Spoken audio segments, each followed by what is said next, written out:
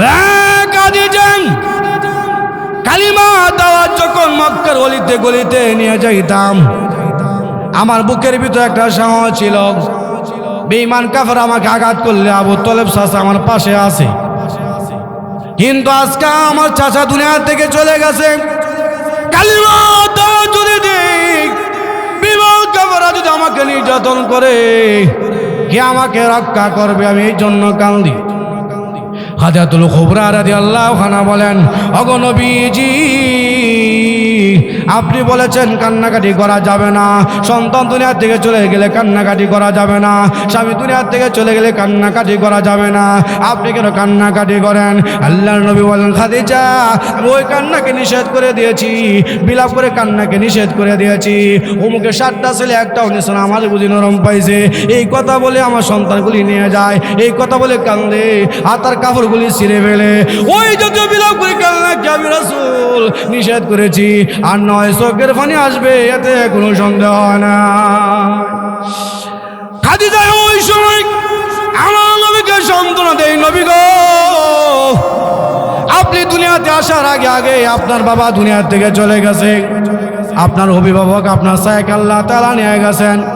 দুনিয়াতে আসার পরে 6 বছর পরে আপনার মাকে আল্লাহ তাআলা নিয়ে গেছেন, আপনার অভিভাবক রাখেন নাই, আবার আপনার চাচা আবু তলেবকে নিয়ে গেছে, আপনার দাদা আব্দুল মুত্তালিবকে নিয়ে গেছে। আল্লাহ রাব্বুল আলামিন যার অভিভাবক হয়, ওই অভিভাবক তার আল্লাহ পাক কাউকে রাখে না। ইয়া রাসূলুল্লাহ, বুঝতে পেরেছি আপনার অভিভাবকগুলি এক এক করে চলে যাইতেছে, আল্লাহ পাক আপনার অভিভাবক হয়ে যাবেন। এমনকি আমার মনে হয় আগামী সপ্তাহ আমি দুনিয়া থেকে চলে যাব। সুবহানাল্লাহ দেখুন না রে খাদিজা, কাটা শরীরে লেবুর রস দিয়েছ। ও খাদিজা শোনো, আগুনের মধ্যে ঘি ঢেলে দিয়েছ, তুমি দুনিয়া থেকে চলে যাইবে আমার তো বিশ্বাস হয় না, কিন্তু দুনিয়া থেকে চলে গেল। সুবহানাল্লাহ বলবেন না? রজবের প্রথম সপ্তাহে তার চাচা আবু তলেব চলে গেছে, দ্বিতীয় সপ্তাহ ওনার সহধর্মিণী খাদিজা দুনিয়া থেকে চলে গেল। এখন রাসূল বুকে ব্যথা নিয়ে কাঁদলে আর ঘোরাফেরা করে। যায়েদ ইবনে হারেস রাদিয়াল্লাহু আনহু রাসূলের পালক পুত্র ছিল। ওই পুত্রকে বলে, যায়েদ ইবনে হারেস আমার অভিভাবক ছিল, সকলে দুনিয়া থেকে চলে গেছে, আবু তলেব চলে গেছে, আমার স্ত্রী খাদিজা চলে গেছে। এখন কালিমার দাওয়াত দিলে চাচারা পর্যন্ত আমাকে আঘাত করবে। চলো তায়েফের ময়দানে যাই, তায়েফে যাই, সেখানে আমার দুধমার বংশধর আছে, তাদেরকে কালিমার দাওয়াত দিব। ওয়ানাশহাদু আল্লা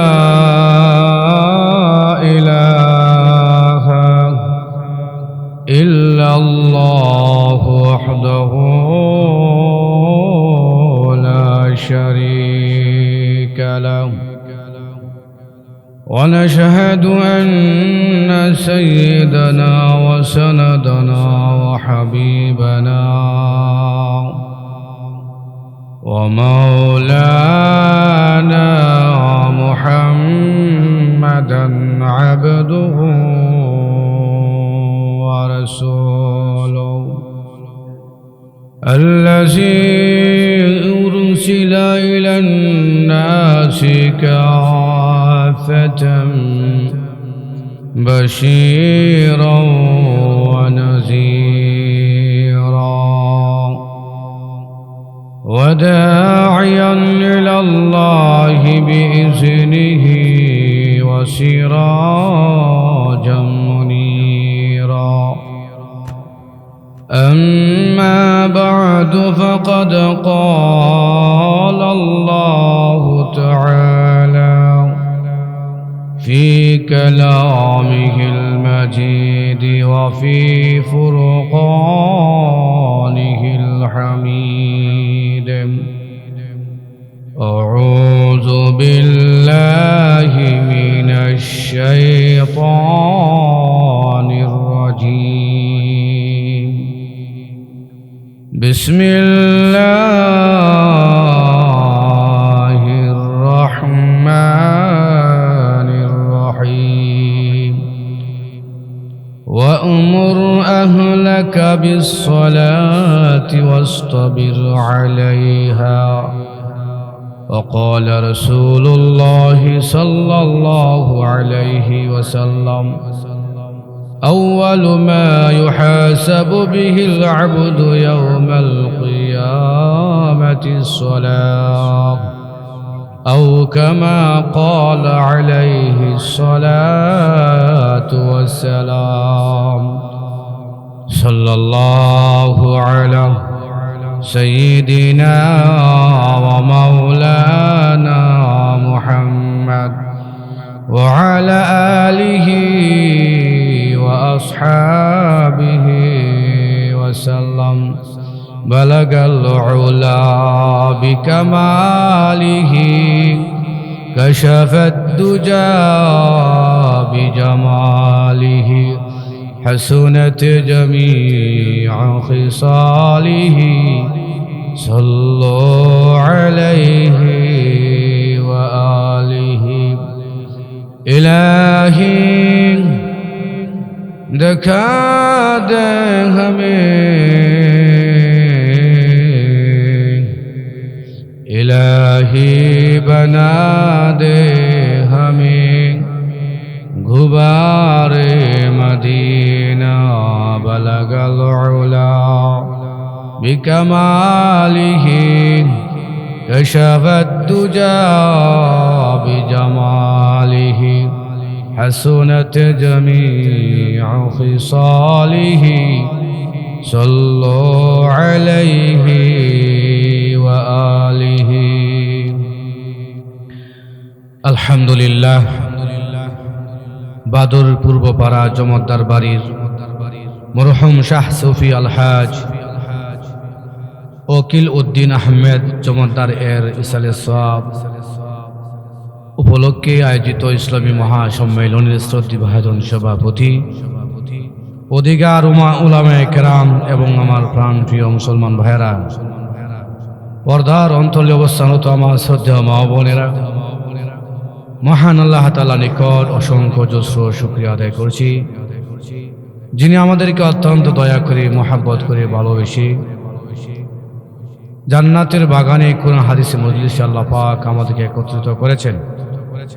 এই জন্য আমরা সকলেই শ্রদ্ধা জড়িত কণ্ঠে জুড়ে সুরে বলি আলহামদুলিল্লাহ। আমাকে বলা হয়েছে নামাজ সম্পর্কে আলোচনা করার জন্য। এই জন্য আমি সূরা তাহার 132 নং আয়াতে কারিমার অংশ বিশেষ তেলাওয়াত করেছি এবং রাসূল করিম সাল্লাল্লাহু আলাইহি সাল্লামের অসংখ্য হাদিস থেকে একটি হাদিস পাঠ করেছি। আল্লাহ পাক যদি তৌফিক দান করেন, আয়াত এবং হাদিসকে সামনে রেখে কিছু আলোচনা করার জন্য চেষ্টা করব। আমা তাওফিক ইল্লা বিল্লাহ। আসলে কোনো মানুষ যদি নেক আমল করতে চায়, আল্লাহ পাক তাকে যদি মহাব্বত করে তাহলে সে নেক আমল করতে পারে। আমাদের আশেপাশে অনেক লোক আছেন, অনেকে আসতেছেন, অনেকে আসবেন, অনেকে এখানে উপস্থিত আছেন।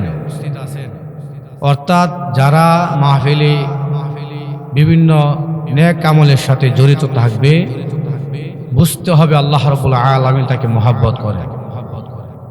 কারণ আল্লাহ পাক যাকে ভালোবাসে, যাকে মহাব্বত করে, ওই লোকটার মাধ্যমে আল্লাহ তাআলার হুকুমগুলি সম্পন্ন করায়। বিশেষ একটি আমল নামাজ। এই নামাজ ওই ব্যক্তি পড়তে পারে যাকে আল্লাহ পাক মহাব্বত করে। রোজা ওই ব্যক্তি রাখতে পারে যে ব্যক্তিকে আল্লাহ পাক পছন্দ করেন। যাকাত ওই ব্যক্তি দিতে পারে যে ব্যক্তিকে আল্লাহ পাক ভালোবাসেন। অর্থাৎ আল্লাহ পাকের পক্ষ থেকে যা আছে হুকুম করণীয় ওইগুলি করা, যাহা বর্জনীয় বর্জন করা, ওই ব্যক্তির পক্ষে সম্ভব যাকে আল্লাহ পাক মহাব্বত করেন। বর্তমানে গোলাম বান্দির প্রচলন নেই। একসময় গোলামবাদীর প্রচলন ছিল। তো এক বাদীকে নিয়ে বাজারে উঠাইলো, তাকে বিক্রি করবে। এমত অবস্থায় বিক্রেতা জিজ্ঞাসা করলো, আপনার বাদীর কি অবস্থা, তার কি গুণ আছে, কি কি সমস্যা আছে বলেন। এমত অবস্থায় আমার উচিত হচ্ছে আমার মালের মধ্যে কোনো সমস্যা থাকলে সমস্যা বলে দেওয়া কোনো গুণ থাকলে গুণ প্রকাশ করে দেওয়া। কিন্তু আমাদের সমাজে এরকম চলে না, বরঞ্চ আমার মাল যদি সমস্যাও হয় তার প্রশংসা করতে করতে এই পর্যায়ে চলে যায়, এমন মাল মনে হয় এই এলাকা তার নাই, এমনই মনে হয়। একটি আল্লাহওয়ালা মানুষ একটি উট নিয়ে বাজারে উঠছে বিক্রি করবে। এমত অবস্থায় গ্রাহক জিজ্ঞাসা করলো, আপনার উটের কি কি বৈশিষ্ট্য আছে? ওই আল্লাহওয়ালা বলল, আমার উটের ভালো কোনো বৈশিষ্ট্য তেমন নাই, তবে দোষ আলহামদুলিল্লাহ অনেক আছে। এক তো হচ্ছে বয়স্ক, ভালো খাবার খাইতে পারে না। দ্বিতীয় হচ্ছে অন্ধ, ভালো করে দেখেও না। তো এই জাতীয় কিছু সমস্যা যখন তুলে ধরল, এমত অবস্থায় যেই লোক আসছিল উট কেনার জন্যে আর দাম দর করে না, চলে যায়। কেন? যে সমস্যা, এই সমস্যা নিয়ে আমি যেতে পারবো। এমত অবস্থায় এক ঠক বাটপার বলে, আপনার উটকে আমি বিক্রি করে দিব, এই উটের যত মূল্য আছে এই মূল্য থেকে আমাকে কিছু হাদিয়া দিতে হবে। ওই আল্লাহওয়ালা বলে, ঠিক আছে, আমি যদি বিক্রি করতে পারতাছি না, অতএব তুমি বিক্রি করে দিলে আমি তোমাকে খুশি করব, যতটুকু চাও ততটুকু আমি দেয়া দিব। চুক্তি যখন হয়ে গেল, ওই ঠক লাঠির আগার সুই ঢুকাইছে। কতক্ষণ পর পরে ওই উটির পিছনে একটা ফার মারে, আঘাত করে। আঘাত করার সাথে সাথে যে উটটা দুর্বল, এই উটটাও পর্যন্ত একটু নাইস মারে। এমন অবস্থায় গ্রাহক জিজ্ঞাসা করলে, আপনার উঠে কি গুণ? সে জবাব দেয়, আমার উঠে লাফালাফি দেখে বুঝো না? কেমন গুণ, কেমন পাওয়ার, কেমন দেখে? অন্ধকার রাত্রিতে ছেড়ে দিল, মালিকের বাড়ি ভুলে না। এই জাতীয় গুণ যখন বলল, আসল মালিক এত গুণ আমার উঠের ভিতরে, আমার তো জানা নাই, কাজেই এই উট আমি বিক্রি করব না। ঠক বলে, গুণ কি উঠে না আমার টুটে? কথা বলেন। তাহলে এই টুটে বিক্রি করার লোক আমাদের বাদর এলাকার মধ্যে আছে না নাই? উচিত ছিল মালে যে সমস্যা বলে দেওয়া, গুণ প্রকাশ করে দেওয়া। তো বলতেছিলাম, বাদীকে নিয়ে যখন উঠছে বাজারে, জিজ্ঞাসা করলে, আপনার বাদীর কি কি সমস্যা? সে বলে, সমস্যা তেমন নাই, একটাই সমস্যা, রাত্রি হইলে মালিকের কাজ করে না, আসল মালিকের কাজ করে। দিনের বেলা তার মালিকের কাজ করে, দুনিয়ার মালিকের কাজ করে, রাত্র হইলে আসল মালিকের কাজ করে। গ্রাহক বলল, অসুবিধা নাই, আমার দিনের বেলা কাজের দরকার, রাত্রে কি করে বা না করে আমার জানার প্রয়োজন নাই। ঠিক আছে, বাদীকে নিয়ে গেল। নিয়ে যাওয়ার পরে একদিন, 2 দিন, 3 দিন হয়ে গেল। মালিক একদিন রাত্রিবেলা ঘর থেকে বেরো হয়ে দেখে ওই বাদীর ঘরে ওই বাদী উজু করে তাহাজ্জুদ নামাজ আদায় করে আল্লাহ রাব্বুল আলামিনের কাছে দোয়া করে, আল্লাহ তুমি যে আমাকে মহাব্বত করো, ভালোবাসো, এই ভালোবাসার দোহাই দেয়া বলি, তুমি আমাকে মাফ করে দাও। সুবহানাল্লাহ। মালিক বলল, ব্যাপারটা কি? আল্লাহ তোমাকে ভালোবাসে, মহাব্বত করে, কিসের প্রমাণ? আল্লাহ তোমার কাছে টেলিফোন করে নাই, মোবাইল করে নাই, তুমি যে আল্লাহকে ভালোবাসো এটা বলতে পারো। আমি যে আপনাদেরকে ভালোবাসি আমার কথা আমি বলতে পারি, কিন্তু আপনারা যে আমাকে ভালোবাসেন এই কথা আমি প্রকাশ করতে পারি না, বলতে পারি না। ও বাদী, আল্লাহকে তুমি মহাব্বত করো এই কথা বলতে পারো, কিন্তু আল্লাহ যে তোমাকে মহাব্বত করে কিসের বিশ্বাস? সুবহানাল্লাহ। এরকম বাদী বলেন, আমি যা বলেছি 100 সঠিক বলেছি, বিন্দু পরিমাণ মিথ্যা বলি নাই। জোরে কোন সুবহানাল্লাহ। কিভাবে? হ্যাঁ মালিক আল্লাহ রাব্বুল আলামিন তোমাকে অনেক খাবারের আয়োজন করার ব্যবস্থা করা তৌফিক তোমাকে দিয়েছে। জাজিমের উপরে ঘুমাইতে পারো, এসির ভিতরে ঘুমাও, খাবার কাফলতার কোনো অভাব নাই। আর আমি বাদী সারাদিন কাজ করার কারণে শরীর ক্লান্ত হয়ে যায়, তোমার ক্লান্তি হওয়ার কোনো সম্ভাবনা নাই। কোনো মানুষ যদি রিক্সা চালায় তার শরীর দুর্বল হয়ে যায়, কোনো মালিক যদি কোনো মানুষ যদি মাটি কাটে তার শরীর ক্লান্ত হয়ে যায়, ওই লোকটা যদি বাড়িতে যায় গোসল করে কিছু খাবার খাওয়ার পরে ঘুমায়, শুইতে দেরি হয়, ঘুম আসতে দেরি হয় না, যেহেতু শরীরটা ক্লান্ত। মালিক আমার শরীর ক্লান্ত, সারাদিন পরিশ্রম করে শরীর ক্লান্ত হয়ে যায়, আমি যখন শুইতে দেরি করি, আমি যখন শোয়ার জন্য বিছানায় যাই, শুইতে দেরি হয়, ক্লান্তি শরীর থাকার কারণে ঘুম আসতে একটা সেকেন্ডের হয় না। মালিক তোমার এরকম কোনো ক্লান্তির সম্ভাবনা নাই, আমার শরীর ক্লান্তি থাকার কারণে ঘুমাইতে গেলে আমার শরীরটা এমন দুর্বল হয়ে যায়, ঘুমাইলে আর উঠতে মন চাই না, ওটা সম্ভাবনা নাই। কিন্তু এরপরও তোমার মতো মালিককে আল্লাহ রাব্বুল আলামিন উঠাইয়া তাহাজ্জুদ নামাজ পড়ার তৌফিক দেয় নাই। আমার মতো ক্লান্তি, আমার মতো দুর্বল মহিলাকে উঠাইয়া তাহাজ্জুদ পড়ার তৌফিক দিয়েছে। এতে আমি বুঝতে পেরেছি আল্লাহ পাক আমাকে মহব্বত করছে, ভালোবাসছে।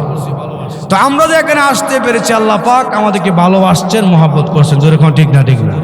কোনো মানুষ যদি নামাজ পড়তে হয় তাহলে আল্লাহ পাক তাকে যদি মহব্বত করে সেই পড়তে পারবে। কোনো মানুষ রোজা রাখতে চায়, আল্লাহ যে তাকে মহব্বত করে সেই রোজা রাখতে পারবে, অর্থাৎ আল্লাহর বিধিবিধানগুলি পালন করতে পারবে। আল্লাহ যদি ওই মানুষটাকে মহব্বত করে, জোরে কোন সুবহানাল্লাহ। যেই নামাজটা অত্যন্ত গুরুত্বপূর্ণ, আল্লাহ তাআলা জিবরাইলের মাধ্যমে অন্যান্য আমলগুলি, রোজার আমল আসমান থেকে আল্লাহর পক্ষ থেকে জিবরাইলের মাধ্যমে দুনিয়াতে রাসূলের কাছে পৌঁছায় দিয়েছে। হজের আমল জিবরাইলের মাধ্যমে দুনিয়াতে পাঠাইছে। অন্যান্য বিধিবিধানগুলি সবগুলি আল্লাহ তাআলা জিবরাইলের মাধ্যমে দুনিয়াতে পাঠাইছে রাসূলের কাছে। আর নামাজ এত গুরুত্বপূর্ণ, জিবরাইলের মাধ্যমে আমার নবীর কাছে না পাঠাইয়া আল্লাহ রাব্বুল আলামিন আল্লাহর নবীকে মেরাজে নিয়ে নামাজ হাদিয়া দিয়েছেন। যেরকম সুবহানাল্লাহ। তাহলে কতটুকু গুরুত্বপূর্ণ, ঠিক কিনা? জুড়ে বলে। তো আল্লাহ রাব্বুল আলামিন আমার নবীকে কেন মেরাজ করাইছেন? মেরাজ করানোর পরে আমার নবীকে সান্ত্বনা দিয়েছেন নামাজের মাধ্যমে, নামাজ দিয়েছেন আমার নবীকে সেখানে নিয়ে। তো কেন করাইলেন বিস্তারিত বলার সুযোগ নাই। তিনটা কারণ আল্লাহর নবীকে আল্লাহ তাআলা মেরাজ করেছেন। যেরকম সুবহানাল্লাহ। কয়টা কারণ? কয়টা কারণ? তিনটা কারণ। এক নম্বর কারণ হচ্ছে রজব মাস যখন প্রবেশ করছে, চন্দ্র উঠে গেছে, প্রথম সপ্তাহে রাসূলের প্রিয় চাচা আবু তলেব দুনিয়ার থেকে চলে গেছে। দুনিয়ার থেকে যেই আবু তলেব আল্লাহ রাসূলকে অত্যন্ত মহব্বত করত, ভালোবাসত, রাসূলকে অন্য কেউ আক্রমণ করুক উনার খাতিরে কেউ করতে পারে নাই। এমনকি উনি যখন অসুস্থ হয়ে গেছে, বেঈমান কাফাররা বলে মুহাম্মদকে যদি এখন আঘাত করি তাহলে আবু তলেব যদি সুস্থ হয়ে যায় আমাদেরকে আস্থা রাখবে না, সমূলে ধ্বংস করে দেবে। সুবহানাল্লাহ। কতটুকু ভয় পেয়েছে আবু তলেব। ওই আবু তলেব যখন রজবের প্রথম সপ্তাহে অসুস্থ হয়ে গেল, রাসূল সংবাদ পাই আসছে, এসে বলে চাচা আপনি অনেক উপকার করছেন, এমন কোনো উপকার নাই যে উপকার আপনি আমাকে করেন নাই, তবে আমি চাই আপনাকে একটা উপকার করতাম। সুবহানাল্লাহ বলবেন না? বাতিজা কি উপকার? আপনি শুধু পড়েন লা ইলাহা ইল্লাল্লাহু মুহাম্মাদুর রাসূলুল্লাহ। এখানে দুইটা পাঠ আছে, লা ইলাহা ইল্লাল্লাহ একটা পাঠ, আরেকটি হচ্ছে মুহাম্মাদুর রাসূলুল্লাহ। মুহাম্মাদুর রাসূলুল্লাহ বলার প্রয়োজন নাই, আপনি শুধু পড়েন লা ইলাহা ইল্লাল্লাহ। এতে আপনি ঈমানদার হয়ে যাবেন, আপনার কোমরে গামছা বেঁধে জান্নাতে আমি নিয়ে যাব। সুবহানাল্লাহ। দেখুন আবু তলেব বলেন, বাতিজা আমি তো সুস্থ, আমাকে তুমি একটু উঠাও। যখন আবু তলেবকে উঠাইলো, আবু তলেব বলেন, বাতিজা তুমি আমাকে স্পর্শ করার কারণে আমার মনে হয় আমি সুস্থ হয়ে যাচ্ছি। সুবহানাল্লাহ বলবেন। এমন কোনো আমল নাই যে আমল করতে গেলে বেঈমান কাফের আমাকে আক্রমণ করবে, আপনি আমাকে সেফটি দেন নাই। চাচা, অন্তিম সময় আপনার কাছে আসছি আপনাকে উপকার করার জন্য। আপনি যদি কালিমা পড়েন আপনাকে গামছা বেঁধে জান্নাতে নিয়ে যাব।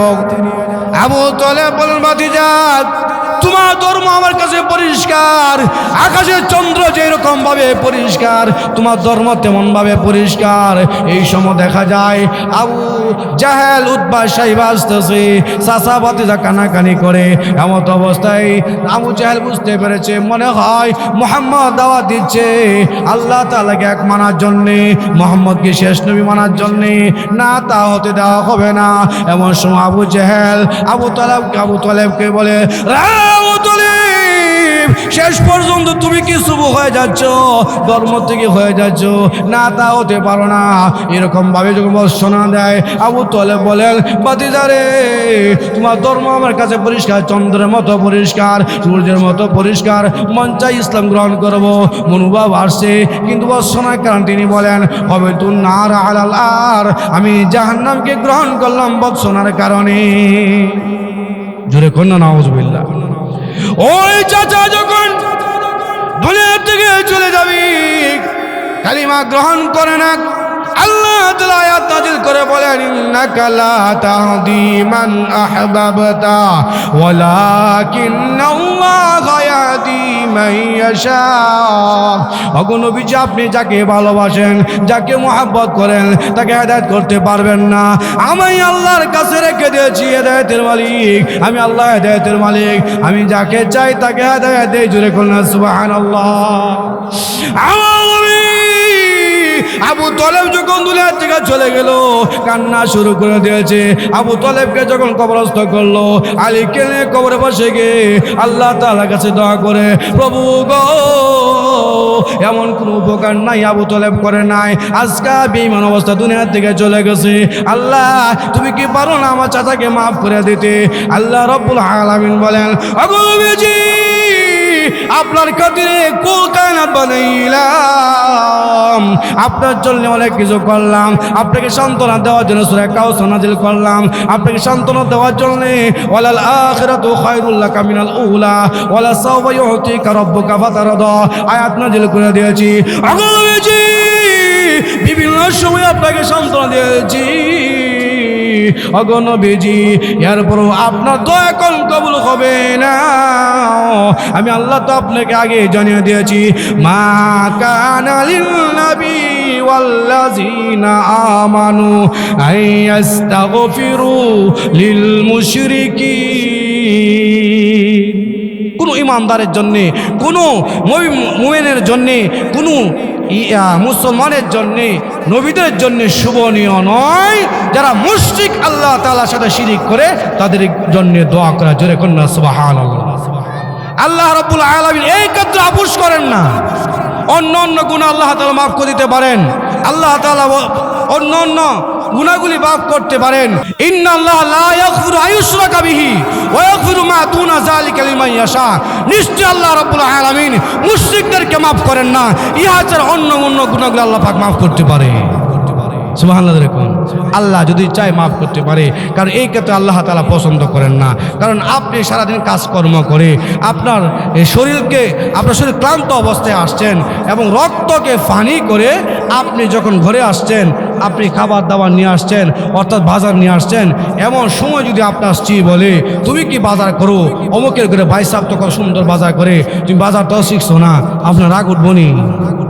কথা কয় না দি। এমন সময় বলবেন, ওই ভাই সাহেবের কাজ যদি তোমার কাছে পছন্দ হয়, বাজার যদি পছন্দ হয়, ফলে বিয়া বয়ে যাবো। ঠিক কিনা ধরে বলেন? ওইটা কইসলাম নি, কইস না, সারাদিন কষ্ট করলাম আর এখন আইসা আমার প্রশংসা করস। আল্লাহ বলেন, দুনিয়াতে তোমার স্বামীর প্রশংসা না কইরা আরেকজনের প্রশংসা করলে তোমার স্বামী যদি নারাজ হয়, ঠিক তদ্রুপভাবে আমি আল্লাহ তাআলা নাপাক পানি থেকে তোমাকে সৃষ্টি করলাম। ওয়ালাকাদ কাররামনা বনি আদম, এই আদম জাতিকে আমি আল্লাহ তাআলা সম্মানিত করেছি। এখন তুমি পীর বাবার নামে, গাজা বাবার নামে গান গাও, আমি আল্লাহ কই? জোরে খান, ঠিক না? ঠিক না? বাবা, তোমার দরবারে কেউ ফিরে না খালি হাতে। আল্লাহ আমি কোন কামে? আল্লাহ আমার তো কষ্ট হয়। জোরে খান, ঠিক না? কিন্তু আবু তলেব দুনিয়ার থেকে চলে গেছে। এই কান্না অবস্থায় যখন খাদিজার কাছে গেছে, খাদিজা বলেন, ইয়া রাসূলুল্লাহ, আপনার চেহারা সাক্ষী দেয়, কাঁদতেছেন, আপনার কে আক্রমণ করছে, কে আক্রমণ করছে বলেন। ওই সময় তিনি বলেন, না, আমাকে কেউ আক্রমণ করে নাই, আমার চাচা আবু তলেব দুনিয়ার থেকে চলে গেছে। সুবহানাল্লাহ। দেখুন কালিমা দাওয়াত যখন মক্কার গলিতে গলিতে নিয়ে যাইতাম, আমার বুকের ভিতরে একটা সাহস ছিল, বেঈমান কাফের আমাকে আঘাত করলে আবু তলেব চাচা আমার পাশে আছে। কিন্তু আজকে আমার চাচা দুনিয়া থেকে চলে গেছে, কালিমা দাওয়াত যদি দিক, বেঈমান কাফেররা যদি আমাকে নির্যাতন করে, কে আমাকে রক্ষা করবে? আমি এই জন্য কান্দি। হাজাতুল কুবরা রাদিয়াল্লাহু আনহা বলেন, ওগো নবীজি, আপনি বলেছেন কান্নাকাটি করা যাবে না, সন্তান দুনিয়া থেকে চলে গেলে কান্নাকাটি করা যাবে না, স্বামী দুনিয়া থেকে চলে গেলে কান্নাকাটি করা যাবে না, আপনি কেন কান্নাকাটি করেন? আল্লাহর নবী বলেন, খাদিজা, আমি ওই কান্নাকে নিষেধ করে দিয়েছি, বিলাপ করে কান্নাকে নিষেধ করে দিয়েছি। অমুকে 7টা ছেলে একটাও নিছে না, আমার বুঝি নরম পাইছে, এই কথা বলে আমার সন্তানগুলি নিয়ে যায়, এই কথা বলে কান্দে, আর তার কাপড়গুলি ছিঁড়ে ফেলে। ওই যত বিলাপ করে কান্নাকে আমি রাসূল নিষেধ করেছি, আর নয় চোখের পানি আসবে, এতে কোনো সন্দেহ হয় না। খাদিজা ওই সময় আমার নবীকে সান্ত্বনা দেয়, নবী গো, আপনি দুনিয়াতে আসার আগে আগে আপনার বাবা দুনিয়া থেকে চলে গেছে, আপনার অভিভাবক আপনার সাহেব আল্লাহ তাআলা নিয়ে গেছেন। দুনিয়াতে আসার পরে 6 বছর পরে আপনার আমাকে আল্লাহ তাআলা নিয়ে গেছেন, আপনার অভিভাবক রাখেন নাই, আবার আপনার আপনার চাচা আবু তলেবকে নিয়ে গেছে, আপনার দাদা আব্দুল মুত্তালিবকে নিয়ে গেছে। আল্লাহ রাব্বুল আলামিন যার অভিভাবক হয়, ওই অভিভাবক তার আল্লাহ পাক কাউকে রাখে না। ইয়া রাসূলুল্লাহ, বুঝতে পেরেছি আপনার অভিভাবকগুলি এক এক করে চলে যাইতেছে, আল্লাহ পাক আপনার অভিভাবক হয়ে যাবেন। এমনকি আমার মনে হয় আগামী সপ্তাহ আমি দুনিয়া থেকে চলে যাব। সুবহানাল্লাহ। দেখুন না, কাটা শরীরে লেবু রস দিয়েছ, ও খাদিজা শোনো, আগুনের মধ্যে ঘি ঢেলে দিয়েছ, তুমি দুনিয়া থেকে চলে যাবে, আমার তো বিশ্বাস হয় না, কিন্তু দুনিয়া থেকে চলে গেল। সুবহানাল্লাহ বলবেন না? রজবের প্রথম সপ্তাহে তার চাচা আবু তলেব চলে গেছে, দ্বিতীয় সপ্তাহে ওনার সহধর্মিণী খাদিজা দুনিয়া থেকে চলে গেল। এখন রাসূল বুকে ব্যথা নিয়ে কাঁদলে আর ঘোরাফেরা করে। যায়েদ ইবনে হারেস রাদিয়াল্লাহু আনহু রাসূলের পালক পুত্র ছিল। ওই পুত্রকে বলে, যায়েদ ইবনে হারেস আমার অভিভাবক ছিল, সকলে দুনিয়া থেকে চলে গেছে, আবু তলেব চলে গেছে, আমার স্ত্রী খাদিজা চলে গেছে, এখন কালিমার দাওয়াত দিলে চাচারা পর্যন্ত আমাকে আঘাত করবে।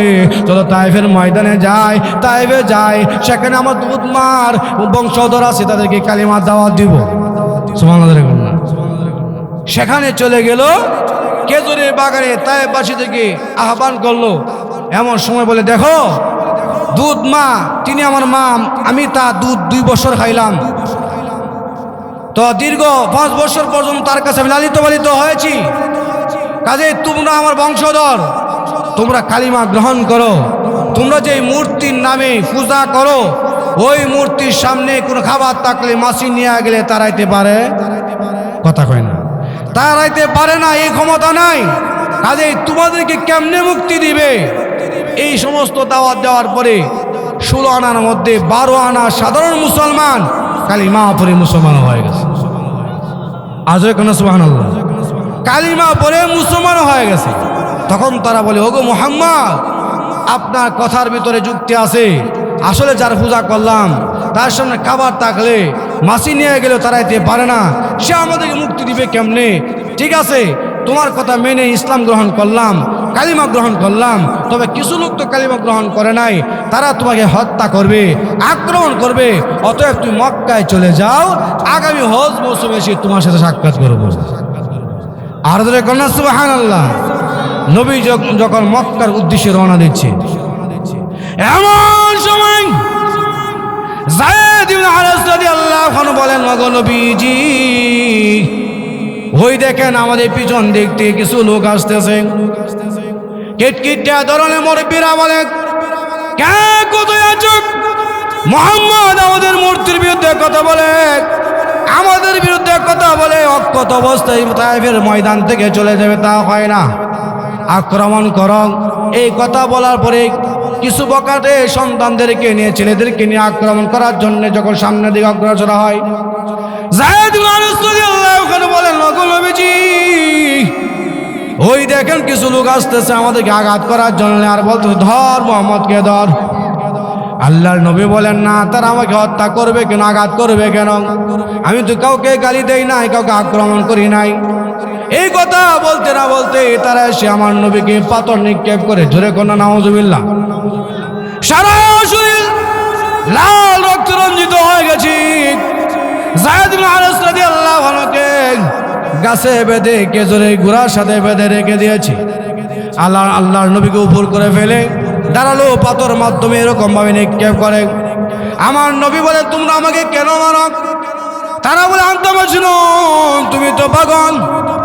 আল্লাহ রাসূল বলেন, না, লাস্তু বিমাজনুন, আমি তো পাগল নই, আমাকে তোমরা মাইরো না। কে কার কথা শুনে? ওইদিকে যায়েদ ইবনে আনস রাদিয়াল্লাহু আনহু বলেন, ওগো নবীজি, তারা তো আমাকে বেঁধে রেখে দিয়েছে, এই জন্যে আপনাকে আমি কিছু করতে পারতেছি না।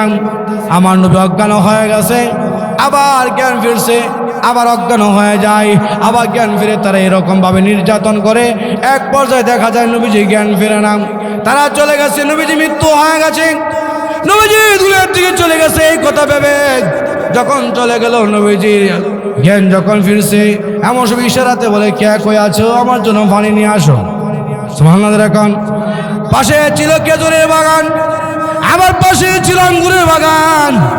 আঙ্গুরের বাগান থেকে আঙ্গুরের গোলাম একশোর আঙ্গুর এনে আমার নবীর মুখে বরাবর ছিপ দিয়েছে। ও রসটা যখন কলিজায় চলে গেছে, আমার নবীর কলিজার সাথে সাথে ঠান্ডা হয়ে গেছে। আর এখন সুবহানাল্লাহ। এমন সময় জিবরিল আলাইহিস সালাতু সালাম, আল্লাহর নবী জিবরিল আলাইহিস সালাতু সালামকে বলেন, ওগো জিবরাইল, এতক্ষণ পর্যন্ত তুমি কোথায় ছিলে? আমাকে বেঈমান কাফের নির্যাতন করলো, পাথর মারলো, আঘাত করলো, এতক্ষণ পর্যন্ত তুমি কোথায় ছিলে? তখন জিবরিল আলাইহিস সালাতু সালাম জবাব দেয়, ওগো নবীজি, আমি আসমানে ছিলাম, আমি যখন দেখতে পাইলাম আপনাকে বেঈমান কাফের নির্যাতন করে, আঘাত করে, এমন সময় আমি আসতে চাইছি, আল্লাহ রাব্বুল আলামিন আমাকে আসতে দেয় নাই। সুবহানাল্লাহ। রাখন জিবরাইল কেন আসতে দেয় নাই? জিবরাইল আলাইহিস সালাতু সালাম বলে, ওগো নবীজি, আল্লাহ রাব্বুল আলামিন আমাকে বেঁধে রেখে দিয়েছে, আমি ঘোরাঘুরি করে কাঁদছি, এরপর সুযোগ দেয় নাই। কেন সুযোগ দেয় না জানেননি? আল্লাহ রাব্বুল আলামিন আপনাকে মার খাওয়াইয়া আপনার উম্মতগুলিকে মাফ করতে চায়। জিবরাইল আলাইহিস সালাতু সালাম এই কথা বলার পরে আল্লাহ নবী বলেন, ঠিক আছে, আমাকে মার খাওয়াইলে যদি আমার উম্মতগুলিকে আল্লাহ পাক মাফ করে দেয়, ও জিবরাইল শোনো, এই মুহূর্তে বেঈমান কাফেরদের নির্যাতন ভুলে গিয়ে তাদেরকে আমি মাফ করে দিলাম। আদর কন্যা সুবহানাল্লাহ। জিবরাইল আলাইহিস সালাতু ওয়াসসালাম বলেন, ওগো নবীজি, আপনি অজ্ঞান থাকার কারণে কিছুই করতে পারি নাই। আল্লাহ রাব্বুল আলামিন আপনাকে আগেই জানিয়ে দিয়েছেন, মা কানা আল্লাহু লিউআযিবাহুম ওয়া আনতা ফীহিম। ওগো নবীজি, আপনি যতক্ষণ পর্যন্ত দুনিয়াতে থাকবেন ততদিন পর্যন্ত আপনার উম্মতকে ধ্বংস করা হবে না। আপনি অজ্ঞান ছিলেন, অনুমতি দিতে পারি নাই। আপনি একবার অনুমতি দিলে 40,000 ফেরেশতা এসেছি, দুই পাহাড়ে পাকে ফেলে সমূলে ধ্বংস করে দেব। আপনি অনুমতি দিলে, আল্লাহর নবী বলেন, না, আল্লাহ তাআলা আমাকে আগে জানিয়ে দিয়েছেন, ওয়া মা আরসালনাকা ইল্লা রাহমাতাল লিল আলামিন।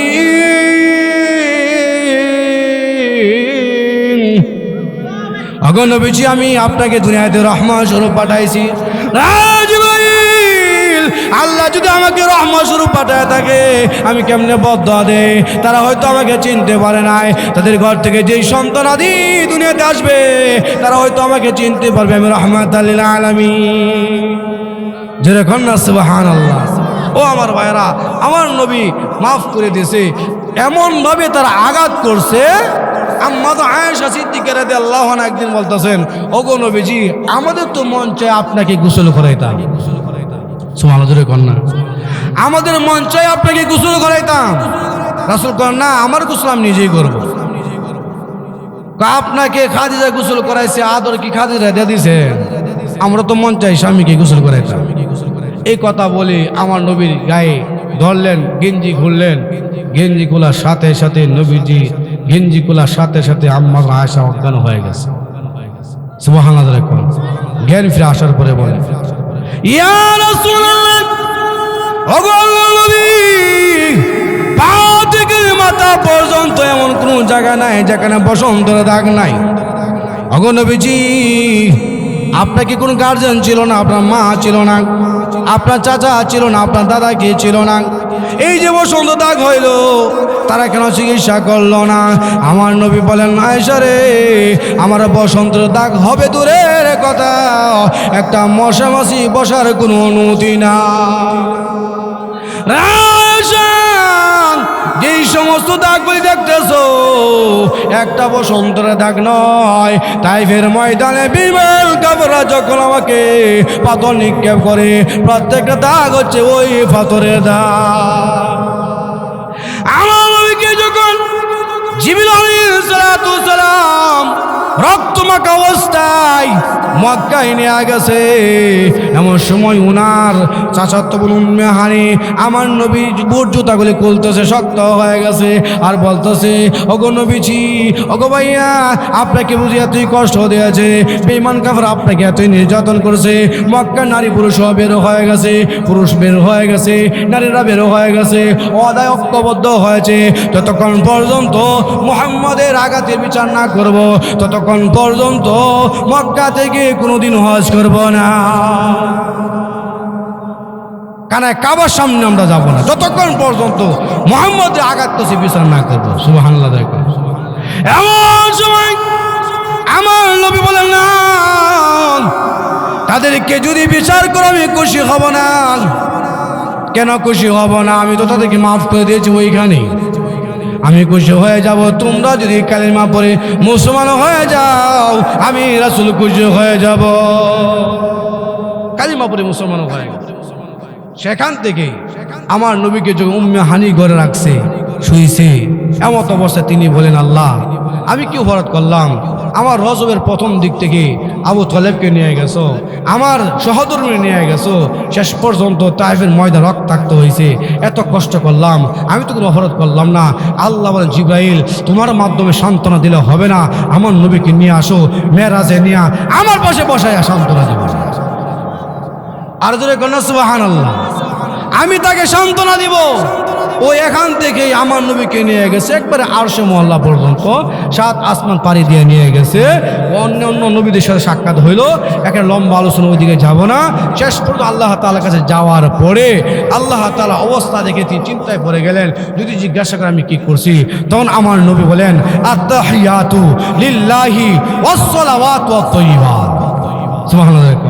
আল্লাহ, আপনার কাছে আমি হাদিয়া নিয়ে আনছি, আমার মুখের ইবাদত, শারীরিক ইবাদত, মালের ইবাদত আপনার কাছে নিয়ে আসছি। সুবহানাল্লাহ বলবেন না? আপনার কাছে নিয়ে আসছি। আল্লাহ তাআলা বলেন, যেহেতু আপনি 3টা হাদিয়া আনছেন, আমারও তো 3টা হাদিয়া দেওয়া দরকার। এই জন্য আল্লাহ রাসূলকে আল্লাহ তাআলা বলেন, আসসালামু আলাইকা আইয়ুহান নাবিয়্যু ওয়া রাহমাতুল্লাহি ওয়া বারাকাতুহু। ওগো নবীজি, আপনি আমার জন্য আপনি 3টা হাদিয়া আনছেন, আপনাকে 3টা হাদিয়া দিলাম, সালাম, রহমত, বরকত। আর জোরে বলুন সুবহানাল্লাহ। রাসূল বলেন, আমার জন্য সালাম বরকত নিয়ে যাব, আমার উম্মত কি করছে, আসসালামু আলাইনা ওয়া আলা ইবাদিল্লাহিস সালিহিন, আমার নেককার উম্মতের জন্য সালাম, রহমত, বরকত দিয়ে দাও। আল্লাহ বলেন, আপনার দোয়া মঞ্জুর। তবে আপনার কাছে আমি আসলাম, আপনার সাথে সাক্ষাৎ হইলো, দেখা সাক্ষাৎ হইলো, মেরাজ হইলো, আপনি আমার উম্মতের জন্য কি করবেন? আল্লাহ তাআলা বলেন, আপনার উম্মতকে 50 ওয়াক্ত নামাজ দিলাম। কয়েকত কথা বলে, কয়েকত? এই 50 ওয়াক্ত নামাজ কেন দিল?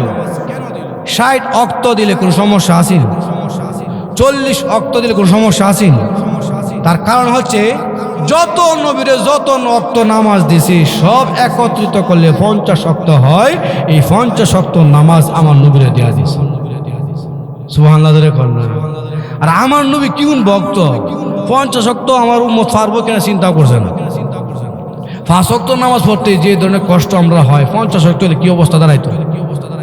তো আমার নবী কেমন ভক্ত, উম্মতি মুহাম্মদী এমন ভক্ত, যখন আল্লাহ তাআলা আয়াত নাযিল করছেন ওয়াইতুবদু মা ফি আনফুসিকুম আও তুখফুহু ইউহাসিবুকুম বিহিল্লাহ।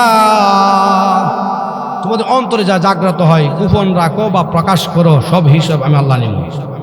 সুবহানাল্লাহ বলুন। সাহাবা কেরাম আমার নবীকে বলে, ইয়া রাসূলুল্লাহ, আমাদের মনের ভিতরে কত ধারণা হয়, এইগুলো হিসাব নিলে বাঁচতে পারবো না, তাহলে কেমনে আমরা চলবো? আল্লাহ নবী বলেন, তোমরা কি বনি ইসরাইলের মতো যে শুনছ মানছ না? বনি ইসরাইল বলছে সামিনা ওয়া আসাইনা, শুনছি মানি নাই। যখন নাকি আল্লাহ তাআলা তাদের উপরে, বনি ইসরাইলের উপরে উহুদ পাহাড় রাখছে, বলছে নামাজ পড়বে নি, না বলে উহুদ পাহাড়টা ছাইড়া দিমু, এরকম নামাজ পড়বো। যেরকম না, সুবহানাল্লাহ। পাহাড়টা চলে গেল, নিয়ে গেল, আর নামাজ পড়তাম না। এমনকি ঢেউ সহকারে সমুদ্রের ঢেউ নিয়ে আসছে, তরবে ছেড়ে দিব, নামাজ পড়ি কফরুম, চলে গেছে, আর পড়তাম না। কিন্তু বনি ইসরাইল তো অস্বীকার করছে, তোমরা অস্বীকার করতে পারো না। সুবহানাল্লাহ। এই কথা শোনার পরে সাহাবায়ে কেরাম ঘোড়াতে উঠে যে যেদিকে পারে ওই দিকে যায় আর এলান করে ক্বালু সামি'না ওয়া আতা'না গুফরানাকা রব্বানা ওয়া ইলাইকাল মাসির। ওগো নবী, ওগো আল্লাহ, আমরা শুনছি মানছি, তো মানতে গেলে অনেক সমস্যা হতে পারে, মাফ করে দাও। তোমাদের কাছে আবার আসতে হবে, তোমার কাছে আবার আসতে হবে। আল্লাহ বলে, ও জিবরাইল, আয়াত নিয়ে যাও, লা ইউকাল্লিফু নাফসান ইল্লা উসআহা, সাধ্যের বাইরে কোনো আমল দেই নাই। সুবহানাল্লাহ। তুমি পারবা যতটুকু, অতটুকু আমল আল্লাহ পাক দিছে। তো নবীজি 50 ওয়াক্ত নামাজ নিয়ে আসছেন। কয়েকত আসার সময় প্রথম সাক্ষাৎ হল ইব্রাহিম নবীর সাথে। ইব্রাহিম নবী কি আনছেন? 50 ওয়াক্ত নামাজ আল্লাহ পাক আমাকে দেয়া দিয়েছে, আলহামদুলিল্লাহ। ঠিক আছে, আপনার উম্মতকে 50 ওয়াক্ত নামাজ পড়তো, আর জান্নাতের জায়গা সমতল, তারা যেন পড়ে সুবহানাল্লাহি আলহামদুলিল্লাহি ওয়া লা ইলাহা ইল্লাল্লাহু আল্লাহু আকবার, জোরে কন্যা সুবহানাল্লাহ। উনার কাছ থেকে আসার পরে মুসা নবীর সাথে সাক্ষাৎ। মুসা নবী কো ব্যাপারটা কি, তা আপনি আল্লাহর কাছে গেছেন, আল্লাহ কি দিছে? 50 ওয়াক্ত নামাজ দিছে। কয়েকত 50 ওয়াক্ত নামাজ দিছে। আপনি চিন্তা করছেন নি, আপনি 50 ওয়াক্ত নামাজ নিয়ে আসছেন। আমার উম্মত ইরমা জাতিল ইমাদ, বড় বড় টাওয়ারের মতো, এক একটা 1000 বছর হয়তো, 500 বছর, 800 বছর হয়তো, 250 বছর বালিগ হইতো, এত শক্তিশালী। এরপরে 2 ওয়াক্ত নামাজ পড়তে পারে নাই, আপনার উম্মত তো পারবে না। জোরে কন্যা সুবহানাল্লাহ। রাসূলকে কতটি হয়, রাসূল কি করা যায়? আপনি যান, ইয়া বলে নামাজ কমায় দিত। রাসূল বলে তোমার নাম বলবো, ঠিক আছে আমার নাম কইেন, অসুবিধা নেই। সেখানে যাওয়ার পরে বলে, আল্লাহ, মুসা নবী কইছে 50 ওয়াক্ত আমার উম্মত পারতো না, কাজেই কিছু কমায় দেন। আল্লাহ তাআলা 5 ওয়াক্ত কমাইছে। কয়েকত 5 ওয়াক্ত কমানোর পরে রাসূল যখন আসছে, মুসা নবী কয়েকত রয়েছে, 45 ওয়াক্ত রয়ে গেছে, আরো কমান। আবার গেছে, আবার আসছে, আবার গেছে, আবার আসছে, এরকম ভাবে 9 বার গেছে। 5 নং 45, কয় নং 5 নং 45 ওয়াক্ত নামাজ আল্লাহ পাক মাফ করে দিছে, 5 ওয়াক্ত রেখে দিয়েছে। জোরে কন্যা সুবহানাল্লাহ। এমন অবস্থায় যেহেতু মুসা নবীর কথায় আল্লাহ নবী গেছে, 45 ওয়াক্ত নামাজ কমাইছে। এই যে ইহুদি খ্রিস্টানেরা আমাদেরকে লজ্জা দেয় যে তোমাদের যে নবী মুহাম্মদ, সে তো তোমাদের দরদ বুঝলো না, দরদ বুঝলে তো আগেই কই তো 5 ওয়াক্ত নামাজ দাও। কিন্তু আমার নবী মুসা নবী দরদ বুঝছি তোমাদের, এই জন্য বারবার ফাড়াইয়া 50 ওয়াক্ত থেকে 45 ওয়াক্ত কমাইছে। জোরে কন্যা সুবহানাল্লাহ। আসলে মাছ চাইতে মাসির দরদ কিন্তু বেশি হয় না, ঠিক না? তা আমার নবী কেন 5 ওয়াক্ত কইল না? প্রথম মুফাসসিরিনে কেরাম তার জবাব দিছে 5টা। ওইটা 5টি জবাব। একটি জবাব হচ্ছে প্রত্যেকটা রসুলের ভিতরে আবদিয়ত আছে, রসুলিয়ত আছে। জোরে কন্যা সুবহানাল্লাহ। আবদিয়ত মানে উনি গোলাম, মালিকে যা দেয় তা মেনে নেই। আল্লাহর কাছে যাওয়ার পরে আল্লাহর প্রেমালাপ দেখে অবস্থা দেখে এমন আশে কইছে আল্লাহ 50 শক্ত দিছি, ওই 50 শক্ত লয়ে এলেছে। সুবহানাল্লাহ। মুসা নবী যখন কইছে পারতো না, তখন রসুলিয়ত গালে হইছে।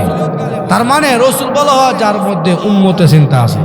কত তো ঠিক হয়, এখন যদি আমি 50 শক্ত লয়ে যাই আমার উম্মত গুলি তো পারবে না। সুবহানাল্লাহ। এই জন্য গেছে 5 শক্ত নিয়ে আসছে। একটা জবাব। আর একটি জবাব হচ্ছে যে মুসা আলাইহিস সালাতু সালাম আমার নবীকে যে বারবার ফাড়াইলো, কয়বার বারবার যে ফাড়াইলো, তার উদ্দেশ্যে পাঠায় নাই, নবীর উদ্দেশ্যে পাঠায়, তার নিজের উদ্দেশ্যে পাঠাইছে, বলবো পরে। তো দ্বিতীয় জবাবটা আগে শুনেন। দ্বিতীয় জবাব হচ্ছে যে আমার নবী 5 ওয়াক্ত ঠিক রাখছেন। কয়েকত 5 ওয়াক্ত ঠিক রাখছে। আমি যদি আল্লাহ কাছে বলি আল্লাহ 5 ওয়াক্ত দিও, 50 ওয়াক্ত দিও না, তখন কইব আমি কমাইছি, যেমন ডিউটিও কম সবও কম। সুবহানাল্লাহ। এখন তো মুসা নবীর কথা কই বা অন্য নবীরা আমাকে শিখায় দেয়, এই কথা বলি, তখন বলো মুসা নবীর কথাই নিয়ে আপনি কমাইছেন, কাজে আমার কথা তো আপনি কমাইছেন না। ডিউটি কমতে পারে কিন্তু সব কমবে না। আল্লাহ কমায় দেওয়ার পরে আপনি 5 ওয়াক্ত পড়বেন, 5 ওয়াক্ত সব। কেন আপনি কমাইছেন? আমি কমাইছি, আমার কথা কমাইছেন। মুসা নবী কইছে মায়া লাগছে, কমাইছেন। যেরকম না সুবহানাল্লাহ। কাজে এই নবীজি চাই না যে ডিউটি কমুক এবং সবও কমুক। নবীজি চাই ডিউটি কমলেও সব যেন ঠিক থাকে। আমার আল্লাহ তাআলা বলেন ঠিক আছে 5 ওয়াক্ত বলে 50 ওয়াক্ত সব আমি আল্লাহ পাক দান করব। কয়টা কারণ গেল? 2টা কারণ। 3 নাম্বার কারণ হচ্ছে যে আল্লাহ তাআলা 50 ওয়াক্ত দিছে, নবী কিন্তু ভালো করে জানে 50 ওয়াক্ত আমার উম্মত পারতো না। সুবহানাল্লাহ। কিন্তু 50 ওয়াক্ত 5 ওয়াক্ত নামাজ যদি পড়েন 2 ঘন্টা যদি লাগে, 5 ওয়াক্ত কয় ঘন্টা? 10 ঘন্টা না? 10 ঘন্টা। এখন 50 ওয়াক্ত বলে কি পরিমাণ ঘন্টা লাগবো? কাজেই আমি উম্মতের নামাজে লাগাই দিমু, আর খাবার দাবারে যত দায়িত্ব আছে আল্লাহকে দিয়ে দিমু। সুবহানাল্লাহ। কারণ নামাজ পড়বো, সালাম ফিরবো, আসসালামু আলাইকুম ওয়া রাহমাতুল্লাহ, কোন তরকারিটা বালা? উম্মত নামাজ পড়বো, আসমান থেকে আল্লাহর পক্ষ থেকে খাবার আসবে। আমি চাইছি নামাজ পড়বো উম্মত, খাবার আসবে আসমান থেকে। মুসা নবীর ফেরেশতা লাগাইছে। সুবহানাল্লাহ। এখন না 4 নাম্বার কারণ হচ্ছে মুসা নবী আল্লাহর কাছে বলছি আল্লাহ আরিনি, আমি আপনাকে দেখতে চাই। আল্লাহ বলে আপনি আমাকে দেখতে পারবেন না। তুই দেখতে চান তাহলে দেখতে পারবেন না। দেখতে চান তাহলে তুর পাহাড়ের দিকে তাকান, আমার তাজাল্লি দিব। তাজাল্লি দেওয়ার সাথে সাথে পাহাড় যদি জ্বলে যায় আপনি আমাকে দেখতে পারবেন না। জোরে কন্যা সুবহানাল্লাহ। তাজাল্লি দিছে, পাহাড় চারকালো হয়ে গেছে, মুসা নবী অজ্ঞান হয়ে গেছে 40 দিন পর্যন্ত। কয়দিন? 40 দিন পর্যন্ত অজ্ঞান ছিল। ওই মুসা নবী আল্লাহকে দেখার জন্য অনেক আকাঙ্ক্ষা করে দেখতে পারে নাই, কিন্তু আমার নবীরে আল্লাহ তার স্বয়ং আল্লাহ তারা দেখার জন্য নিয়ে গেছে। তাইফের মধ্যে রক্তাক্ত হইল, তার চাচা চলে গেল, এমনকি তার সহধর্মী চলে গেল। আল্লাহ পাক সান্ত্বনা দেওয়ার জন্য আল্লাহ তাআলার কাছে নিয়ে যাবে। এই যে নিয়ে যাবে, গেলে আল্লাহ সামনে গেলে আল্লাহ তাআলা মুহাম্মদের চেহারা মধ্যে পড়বনি, কথা কয় না দি পড়বনি। আপনার কাছে আতর থাকলে আতরের গ্রান কিন্তু আমি ভাই কি ভাই না? আমি আতর না দিও আতরের গ্রান ভাই। ঠিক তদ্রুপভাবে যেহেতু আল্লাহ তাআলার কাছে গেছে, মুসা নবী আল্লাহকে দেখতে পারে নাই, আমার নবী তো গেছে, এখন সরাসরি নবীর চেহারার মধ্যে আল্লাহ তাজাল্লি থাকবে। এতটুকু তো অন্তত আমি দেখতে পারবো। হাজরে কোন সুবহানাল্লাহ। এই জন্য বারবার ভাড়াইছে মুসা নবী, তার লাভে বারবার ভাড়াইছে। যত বাজে আল্লাহর কাছে তত আল্লাহকে দেখবে। আমিও আমার নবী মুহাম্মদকে দেখতে পারবো। কয়টা কারণ হইল? 4টা। 5 নাম্বার কারণ হচ্ছে আসল কারণ, আল্লাহ তাআলা চায় আমার নবীকে বারবার দেখতে চায়। সুবহানাল্লাহ। এখন না নবীজিকে যখন মেরাজে নিয়ে গেছে 27 বছর চলে গেল। কত বছর? নবীজিকে বুঝাইতে দিছে না, এরপর নবীজি টের পাইছে না, আরে অনেক সময় হয়ে গেছে, আমার উম্মত থেকে যাইতে হবে, আল্লাহ আমাকে সুযোগ দিয়ে আমি চলে যাবো। আরেকটু বসেন না, আরেকটু তাকান না, আরেকটু বসেন না, আমি তাকতাম না, উম্মতের কাছে চলে যাবো। সুবহানাল্লাহ। উম্মতের কাছে চলে যাবে। আল্লাহ তাআলা যেহেতু চলে যাইতে চাই, আমার কৌশল অবলম্বন করতে হবে। কৌশল ছাড়া আমার নবীকে আমার কাছে আর আমি আনতে পারবো না। সুবহানাল্লাহ। কোন একটা যুবক যদি বিবাহ করে, নতুন বিবাহ করছে, তার শ্বশুর বাড়িতে গেছে, কই গেছে? কথা বুঝতেছেন? তার শ্বশুর বাড়িতে গেছে। শ্বশুর বাড়ি যাওয়ার পরে 1 সপ্তাহ থাকার পরে তার বাবা ফোন দিছে, আসো বাড়িতে আসো। সে বলতো তা ঠিক আছে, আমাকে সুযোগ দিয়ে আমি চলে যাই। 2টা দিন থাকো না, না বেশি দিন শ্বশুর বাড়ি থাকাটা ভালো না, আমি চলে যাই। কোনো কথা শুনে না, উনি আয়সা পড়বে। এমন অবস্থায় তার স্ত্রী তার একটা মোবাইলে সাজা রেখে দিছে। এমন সাজা, তার মোবাইল চার্জ করতে হইলেও এই সাজা ছাড়া আর বিকল্প কোনো সাজার নাই। সুবহানাল্লাহ। এখন এই লোকটা তো সিএনজিতে বাড়িতে গেছে, নামার পর ফকরে হাত দিতে গেছে, সাজার নাই কি নাই। কোন দেশে লাভলি এই ব্যাপারটা কি, সাজার পারি তুমি সাজার টানতে পারি ট্র্যাককে চলে গেছে, তোমার কবর নাই। আসছে, আসার পরে ওই তো সাজার আমি রাখছি, তোমার সাথে কৌশল কষি আরেক নজর তোমাকে দেখার জন্য। সুবহানাল্লাহ। এখন ঠিক আছে, আপনি বসেন, চাটা বানায় নিয়ে আসি। চা দিল, এই সুযোগে চাবিটা রেখে দিছে, আবার চলে গেছে লাভলি। চাবি পারে তুমি যে আমার ভাই আপনার হারাইলে সব কিছু ব্যাপারটা গেছে, চাবিও তো আবার রেখে চলে গেছো। আবার আসছে, আসার পরে আমি চাবি রাখছি, তোমাকে আরেকটা নজর দেখতাম। সুবহানাল্লাহ। এখন আল্লাহ আমার নবীরা আরেকটা নজর দেখার জন্য কৌশল করছি। ও মুসা নবী, তুমি 6 তলার মধ্যে দাঁড়ায় থাকো, 50 ওয়াক্ত নামাজ আমার নবীর উম্মতে দিলাম, গেলেই কইবা 50 ওয়াক্ত পারতো না, তখন তো উম্মতে চিন্তা আমার কাছে আইবে। আর দেখো না সুবহানাল্লাহ, তখন তো উম্মতে চিন্তা আসবে। মুসা নবী কো আপনি কি আনছেন, 50 ওয়াক্ত নামাজ, ইন্নালিল্লাহ, আমি উম্মত পারবো নি, তাড়াতাড়ি যান, জোরে কন না সুবহানাল্লাহ। এরকম ভাবে আল্লাহ পাক 9 বার নেওয়াইছেন, 9 বারে আমার নবীকে মন ভরে দেখার জন্য এই কৌশল অবলম্বন করেছেন, জোরে কন না সুবহানাল্লাহ। এই 5টি কারণে আমার নবী জানা সত্ত্বেও 5 ওয়াক্ত আনেন নাই। নবীজি যখন দুনিয়া থেকে চলে গেল, আব্দুল কাদের জিলানী রহমাতুল্লাহ আলাইহি বলেন স্বপ্নে যুগে, ইয়া রাসূলুল্লাহ 50 ওয়াক্ত নামাজ ছিল আপনার উম্মতের জন্য, তাহলে 5 ওয়াক্ত হইল কেমনে? তো আল্লাহ তাআলার কাছে মুসা নবীর কথা রেফারেন্স দিছি, আল্লাহ কমায় দিছে, যখন না সুবহানাল্লাহ। মুসা নবী কইছিনি 5 ওয়াক্ত হওয়ার পরে আওয়াজ আইতেন, কইছে তো গেলেন না কেন? 2 কারণে। সুবহানাল্লাহ। কয় কারণ? আব্দুল কাদের জিলানী, আমার উম্মতের 5টা ঘাঁটি আছে।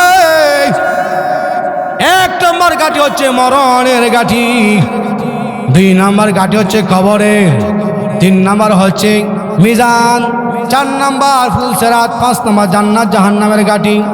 আল্লাহ রাব্বুল আলামিনের কাছে চুক্তি করেছি, ও প্রভু, আমার উম্মতগুলি 5 ওয়াক্ত নামাজ আদায় করবে, তো 5 ওয়াক্ত নামাজ আদায় করলে ওই যে 5টা ঘাঁটি আছে, ওই 5টা ঘাঁটি বিনা হিসেবে আসানের সাথে পার করে দিবে।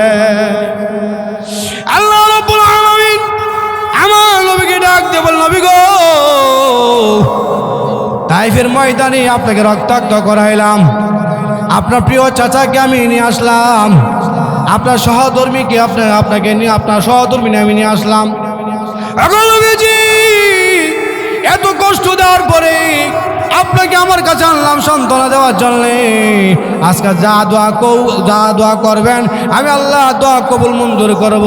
ওগো নবীজি যান, 5 ওয়াক্ত নামাজ যদি আপনার উম্মত পড়ে 5টা ঘাঁটি আমি বিনা হিসেবে পার করে দিব।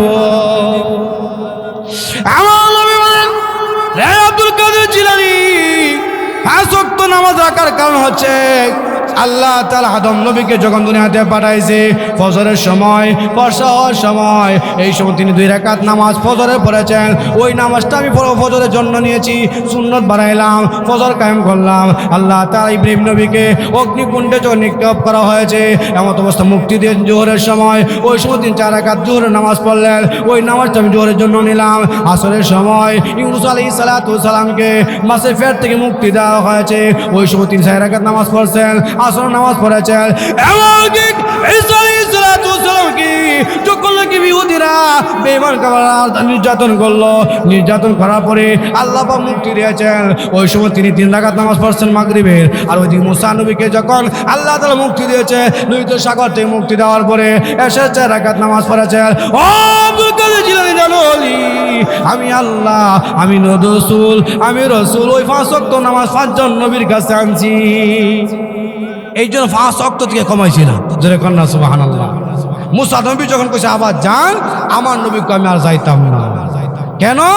2 কারণে আমি যাইতাম না। তার কারণ হচ্ছে গেলেই তো 5 কমা, এখন যদি যাই, যদি 5 কমায় দেয়, সুবহানাল্লাহ, জোরে কন্যা, এখন গেলে তো 5 কমায় দেয়, এই জন্য আমি যাইতাম না। আরেকটা কারণ হচ্ছে যেহেতু একটা লোকের কাছে বারবার যাই, গেলেও তো শরম লাগে। আল্লাহ 5 ওয়াক্তই পড়তে, 50 ওয়াক্তই 5 ওয়াক্তই পড়তে হবে, তবে 50 ওয়াক্ত সব আপনার উম্মতকে দেন। ঠিক আছে, তাহলে আপনার উম্মতকে আমি কি দিলাম? 5 ওয়াক্ত দিলাম তো 50 ওয়াক্ত সওয়াব আমি আল্লাহ তার ভিতরে রাখছি। জোরে কন্যা সুবহানাল্লাহ। আমি আল্লাহ লোহে মাহফুজে 50 ওয়াক্ত নামাজ এখনো ঠিক রেখে দিয়েছি। সমস্ত নবীরা জানবে আপনার উম্মতকে 50 ওয়াক্ত দেওয়া হয়েছে, এই যে 50 ওয়াক্ত রাখছি। আপনার উম্মত যদি 5 ওয়াক্ত নামাজ আদায় করে, 5-এর সাথে আমি আল্লাহ 10 গুণ দিলাম, 10 গুণ বাড়াইলে 5 × 10 = 50 হয়। আপনার উম্মত যদি 5 ওয়াক্ত নামাজ আদায় করে 50 ওয়াক্ত সব আমি আল্লাহ তাআলা রেখে দিয়েছি। আর ধরে কোন সুবহানাল্লাহ। তাহলে আল্লাহ তাআলা কেমনে ঢুকাইছেন? কারণ বাচ্চারা যখন কোনো বই পড়ে, এমন বই লেখা আছে নি 1-এর ভিতরে 6, 1-এর ভিতরে 3, কথা কয় না, আছে না? আল্লাহ এরকম ভাবে 5 ওয়াক্তের ভিতরে 50 ওয়াক্ত রাখিয়ে দিয়েছে। সুবহানাল্লাহ যখন না আব্দুল কাদের জিলানী রাহমাতুল্লাহ আলাইহি বলেন, আমার নবীকে স্বপ্নযোগে বললেন, ওগো নবীজি ঠিক আছে 5 ওয়াক্ত রাখছেন বুঝতে পারছি, তবে ইহুদিরা যেভাবে ইবাদত করে তারা তো দাঁড়াইয়া, বৌদ্ধরা বসে, হিন্দুরা দাঁড়াইয়া, আর খ্রিস্টানরা দাঁড়াইয়া মন্দির সামনে চিন্তা করলে ইবাদত হয়ে যায়। আপনার উম্মতগুলি কেউ রুকু, কেউ সেজদা, জোরে কন্যা সুবহানাল্লাহ। এই অবস্থা কেন? সুবহানাল্লাহ দেখুন আমার নবী বলেন, রে আব্দুল কাদের জিলানী, আল্লাহ তাআলা আমার উম্মতকে 3 ধরনের নিয়ামত দিয়েছেন। একটা নিয়ামত হচ্ছে দাঁড়ানো অবস্থায়, সুবহানাল্লাহ দেখুন। কাঁঠাল গাছ, লিচু গাছ, তাল গাছ, যত ধরনের ফল আছে, যত ধরনের দাঁড়ানো অবস্থায় ফল আছে, ওই সমস্ত ফল কিন্তু ওই নিয়ামত আমার উম্মতগুলি খায়। কোন নিয়ামত আছে রুকু অবস্থায়, গরু ছাগল, সমস্ত নিয়ামত আমার উম্মতগুলি ভক্ষণ করে। কিছু নিয়ামত আছে সেজদারত অবস্থায়, মাছ, ওই মাছগুলি আমার উম্মতগুলি ভক্ষণ করে খাবার খায়। ও আব্দুল কাদের জিলানী, আমার উম্মত যদি 1 রাকাত নামাজ আদায় করে, 1 রাকাতের মধ্যে তো দাঁড়ানো আছে, রুকু আছে, সেজদা আছে, আমার উম্মত 1 রাকাত নামাজ আদায় করলে ওই সমস্ত নিয়ামত ভোগ করলেও আল্লাহ রাব্বুল আলামিন শুকরিয়া আদায় করার ব্যবস্থা করে দেয়। কোনো হিসাব নেবে না, যেটা কন্যা সুবহানাল্লাহ, কোনো হিসাব নেবে, কোনো হিসাব নেবে না। আল্লাহ তাআলা ওই নিয়ামতের শুকরিয়া আদায় করার ব্যবস্থা করে দেয়। তো আল্লাহ তাআলা আমার নবীকে 50 ওয়াক্ত নামাজ দেয়া দিছে, ঠিক আছে, কিন্তু 5 ওয়াক্তের ভিতর ঢুকায় দিছে।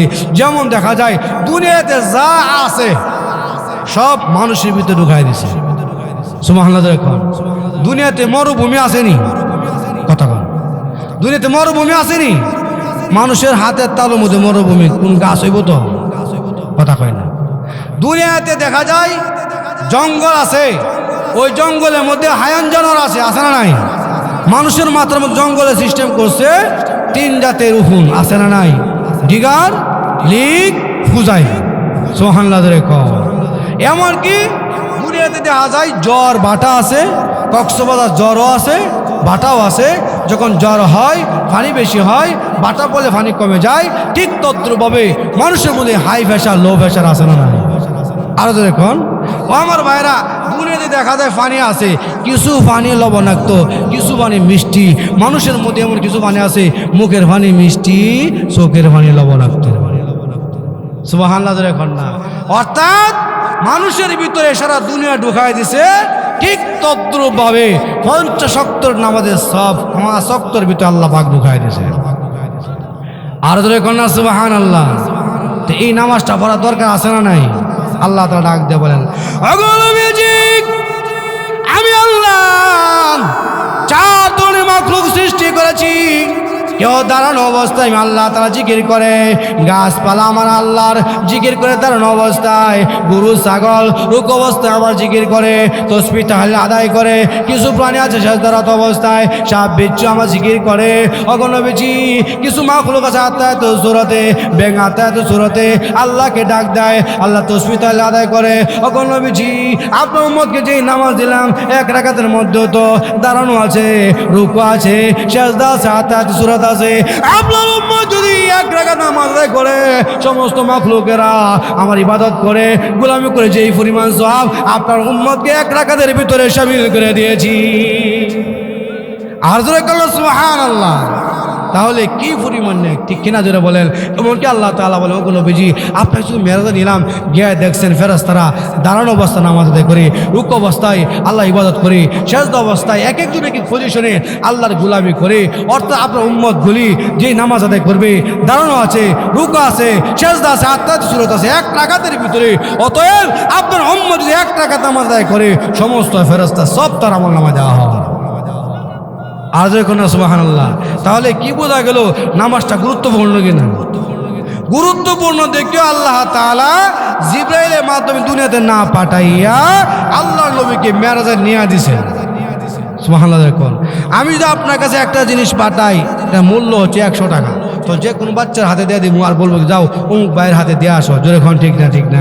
কিন্তু এমন এক ডায়মন্ড পাথর, আমার কাছে 10 ভরি স্বর্ণ 20 ভরি স্বর্ণ আছে, এমন অবস্থায় আপনাকে হয়তো আমার কাছে আনিয়ে এনে আপনার হাতে তুলে দিব, আর না আপনার কাছে গিয়ে আপনার হাতে তুলে দিব, যেহেতু দামি জিনিস। ঠিক না ঠিক না?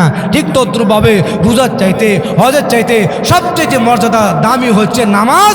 এই জন্য আল্লাহ তাআলা জিবরাইলের মাধ্যমে দুনিয়াতে আমার নবীর কাছে না পাঠাইয়া সরাসরি আমার নবীকে মেরাজে নিয়ে নামাজ দিছে। জোরে কন্যা সুবহানাল্লাহ। এই নামাজ আমার নবী পড়ছে কি পড়ছে না? কথা কয় না। এমনকি নবীজি নামাজ পড়তে গিয়া সেজদারত অবস্থা লম্বা সময় সেজদা।